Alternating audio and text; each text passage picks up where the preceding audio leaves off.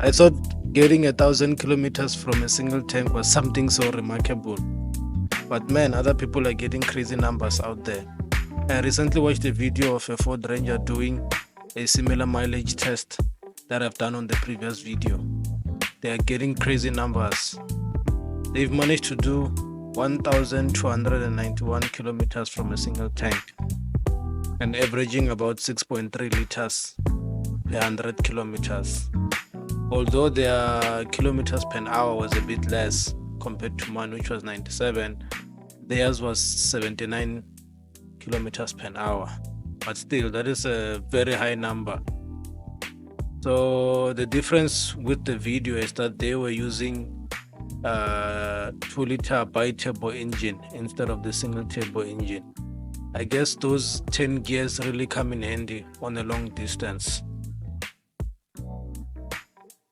As mentioned in the previous video, the Bakkie will be loaded on this return trip.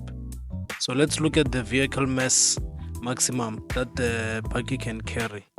This is very important when you're loading up a pickup, to know how much weight that the car can carry or how much weight it can handle. So let's start with the cab weight. The cab weight is the total mass or weight of the car inclusive of a full tank. So when the car has a full tank, it weighs 2,284 kilograms.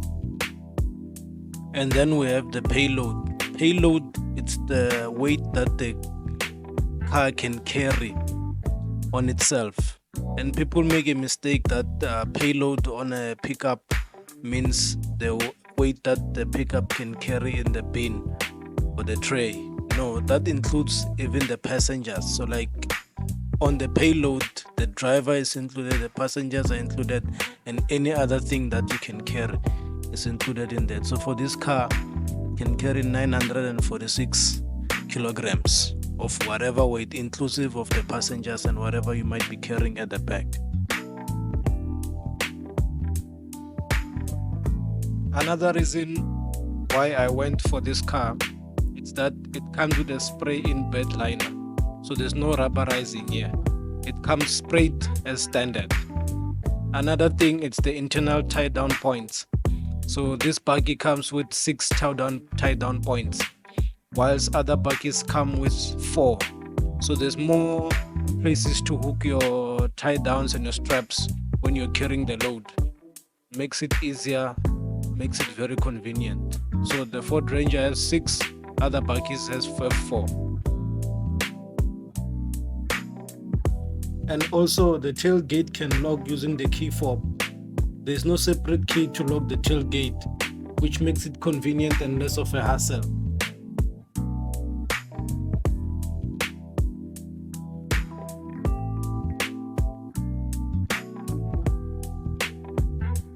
By a rough estimate, the payload for the trip was about 300 kilograms. And as you can see, I had 2 ratchet straps securing the bed on top and another one inside the bin to secure the furniture so that it doesn't move around. After refueling, I got back on the road and drove very gingerly through the mist. Continuing from the last trip, the distance covered so far is 867 kilometers.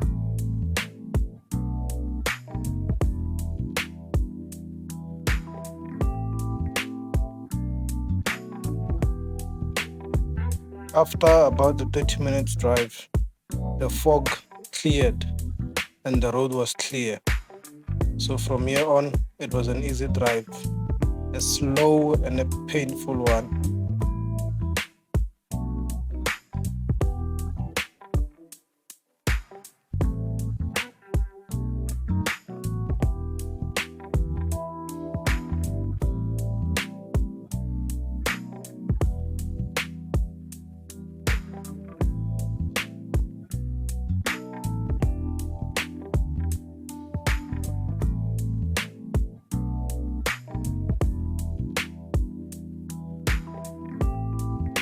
Another advice for people who like taking long trips, especially on the highways: get a tag.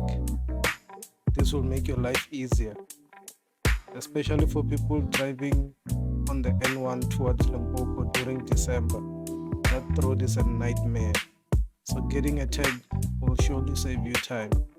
It's very convenient.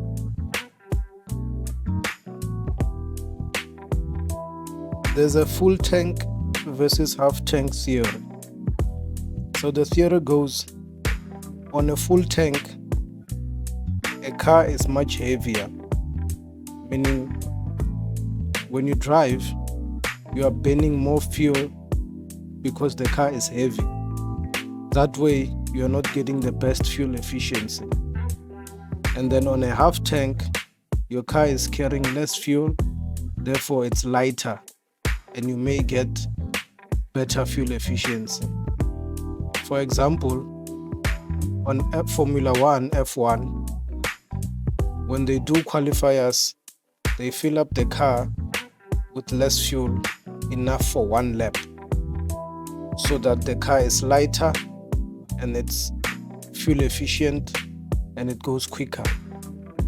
Whereas when they are preparing for a race, obviously they fill up the car with more fuel, and then in the initial phases of the race, the car is slower because it's carrying more fuel.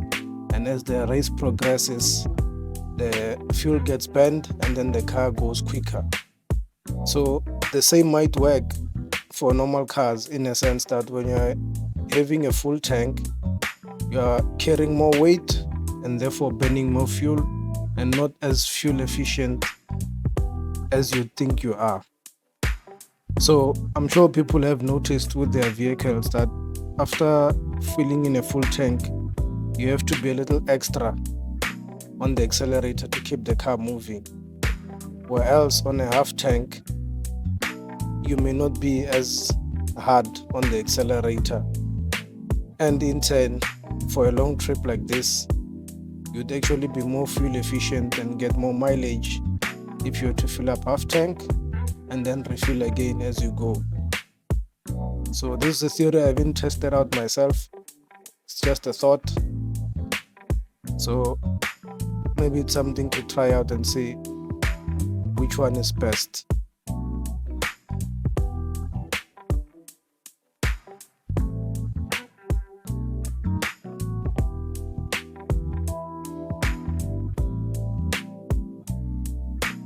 Because I was carrying furniture here, the maximum speed I could drive was about 100 kilometers. I didn't go above that throughout the whole 700 kilometers of the trip. Now I know how truck drivers feel. Man, this is painful.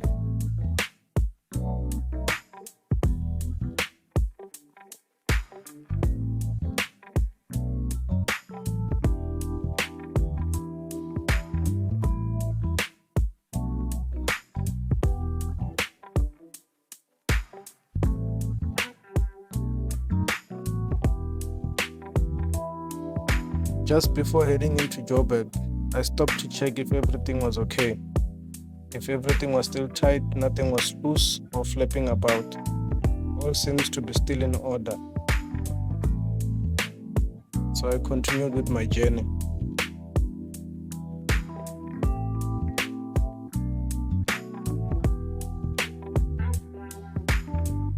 I really wanted to see how much range I'll have left after driving on a full tank while carrying furniture at the back. But however, just after passing the Polokwane Plaza, there was an accident reported up ahead. So I had to stop and refuel, because you never know with accidents how long you'll be waiting in traffic, and waiting for long hours, that can be very detrimental to the fuel consumption. So I had to refuel to be safe and make sure that I'll make it back home safe.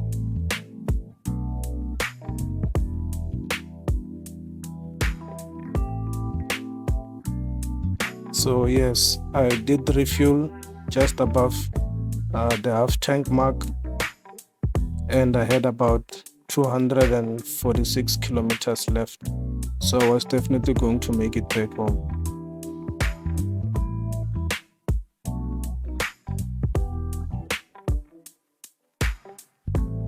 After a painful 8-hour drive, I made it 720 or so kilometers later. Then the total summary of the trip is 1,572 kilometers at an average of 7.3 liters per 100 kilometers and an average of 90 kilometers per hour.